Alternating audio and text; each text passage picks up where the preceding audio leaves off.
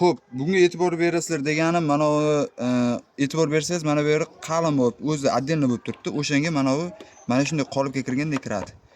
Ko'p kishi buni menga olib kelayotganda yechib ko'rib, o'zlari chuqurib ko'rishadi-da, mana bu holatda tiqib qiynab qotirishadi. Bu holatda qotirilmaydi. Sababi bu narsa ham yechilib olinishi kerak. O'shaning uchun mana bu holatda qo'yilishi kerak. Keyin buni bir martasiga mana bo'shab yotdi. 3 rezba bo'sh уже. 3 rezba bo'sh degani bu havo so'radi degani. Iloji boricha bunisiga ham e'tibor berib qo'yish kerak. Qotirib qo'yish kerak.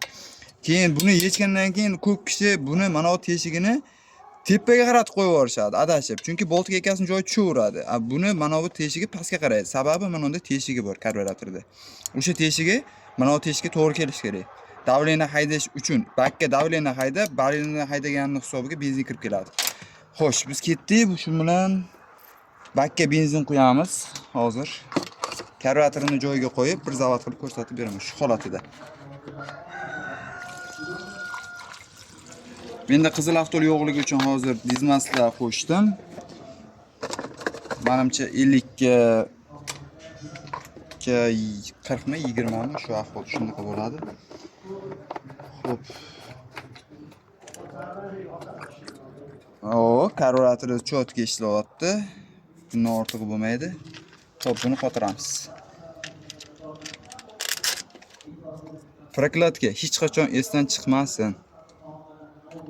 Prokladkasiz bular havo so'radi. Havo so'rgandan keyin foydasi yo'q. Gaz zavod bo'ladi, zavod bo'lmaydi, qiynaladi.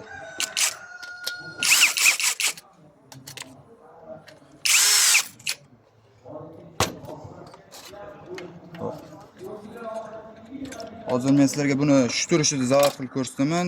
Videoyim cho'zilib ketib borgan sari obuna bo'lishni unutmang hech qachon.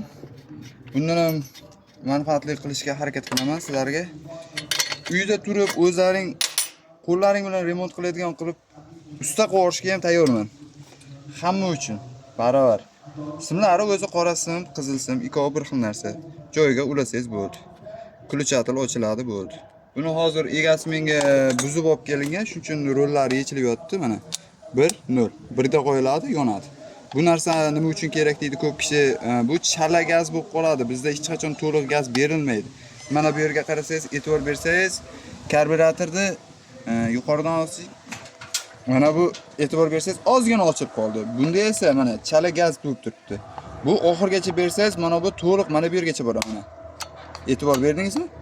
O'sha narsaga e'tibor bering. Bu chala gazni hech qachon ishlatmang. Gulishtul, karburatordan benzin chiqqan benzinni chala yoqqanning hisobiga gulishlar to'lib qoladi. Xo'p, zavod qilamiz. 1 2 ketdi. Mana bu kompress bo'ladi mana.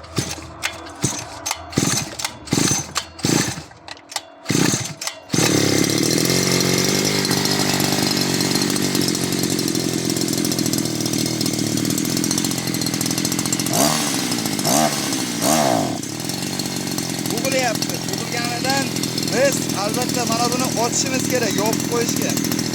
Benzin regirovkasi. Endi gazni qo'shamiz. Mana gaz yo'q bo'lyapti. Qarang, e'tibor bering. Hozir bug'ildi gaz berganimizda. Gaz berganimiz bug'ilgani uchun buni benzin regirovkasini ochamiz va gazni sal itaramiz. Bu gazning regirovkasi. Xullas gaz berilganda hech qachon bug'ilib qolmasligi kerak apparat. Xo'p. Yana qarang. E'tibor bersangiz, patsos degan narsani ko'p kishi aytishadi. Bu patsos bo'ladi. Patsos buni nimaga tepaga, nimaga pastga tushirding deyshadi. O'sha narsani nimaga pastga, tepaga deganda mana bu karburatorning mana bu tomonida beroq olib ket. Keyin mana bu narsa teshigi bor mana, e'tibor bersangiz. O'sha yerdan havo kirib boradi. Havo kirib borayotgan joyini yopsangiz, benzin suratda zavod bo'ladi. Zavod bo'lgandan keyin sirazi pastga tushirsangiz bo'ldi buni. Bu ishlagan paytida pastda turish kerak. Hech qachon bu holatda turmaydi o'zi. Ishlamaydi ham. Xo'p, qarang, ketdi. Zavod bo'lgan narsaga bu patsos endi shart emas.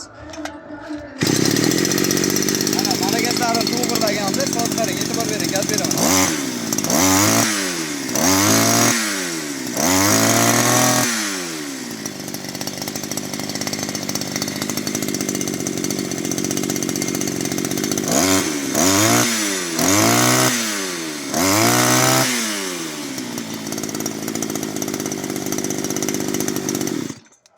Zavod bo'lishiga e'tibor bering. Yarim оборот.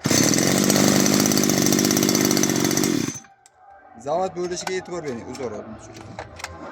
Yarim оборот degani mana bu. Mana birinchisi bu puskachilarga e'tibor bersalaringiz, ko'p kishi shu puskatildan buzilishi ko'proq bo'ladi buni.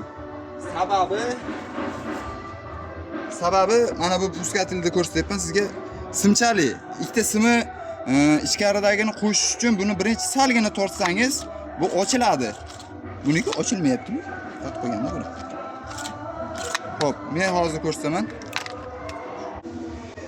Puskatilda hozir mana e'tibor bersangiz, mana buniki ko'tarilmadi. Mana bu narsa ko'tariladi. Qarang, yangi chunki bu. Mana sal ko'tarsangiz, mana ko'rdingizmi? Simlar ko'tarilib turibdi. Mana qo'yib yuborsangiz qaytyapti, tortsangiz ko'tarilyapti. Bu degani mana shu sim ko'tarilgandan keyin tortish kerak apparatni degani. Xuddi shunday mana bu zavodga e'tibor bersangiz, mana taq ilinyapti mana. Taq ilingandan keyin zavod qilish kerak. Yarim оборот degani mana bu ip mana bu holatga kelgancha zo'r odam olib turib undan mani puskatilni qiynamasdan turib olganlar salgina tortasiz. Salgina tortganingizdan keyin agar zavod bo'ladigan apparat nahadu chotki bo'lsa, o'zi avtomatik yarim оборот zavod bo'ladi. Bismillah. Keyin e'tibor bersangiz, buni juda ham tezroq tortish kerak. Sal chalatroq tortsangiz, bu yerda kompressor kuchli bo'lsa, bu o'zini оборотga qaytarib tortgan payti passosini sindirib ketadi. Ko'p kishinikini. O'sha narsaga e'tibor bering. Keyin qo'yib yubormang hech qachon. Zavod qildingiz, qo'l bilan olib boring. Qo'yib yubormang hech qachon. Qo'yib yuborsangiz sindirib o'tib ketadi mana buni. Buni sindirdi degani bu passosning mana bu narsasini yangi qo'yishingiz kerak degani keyinchalik. Bismillah. Ani bu ishimiz ham hozircha bitdi. Bu korpusini joyiga yig'ish endi hammasini kontent qilish uchun videoga vaqtim yetmayapti. Obuna bo'ling. Xudo xolasa bundan ham zo'r, bundan ham sizlar uchun manfaatli videolar chiqarishga harakat qilaman. Qolgan narsasi Melchopga hozircha buni motorini remont qildik. Gilza Porschega gilzasiga Porscheni yangi bosib berdim. Xayr va salomat bo'lasizlar.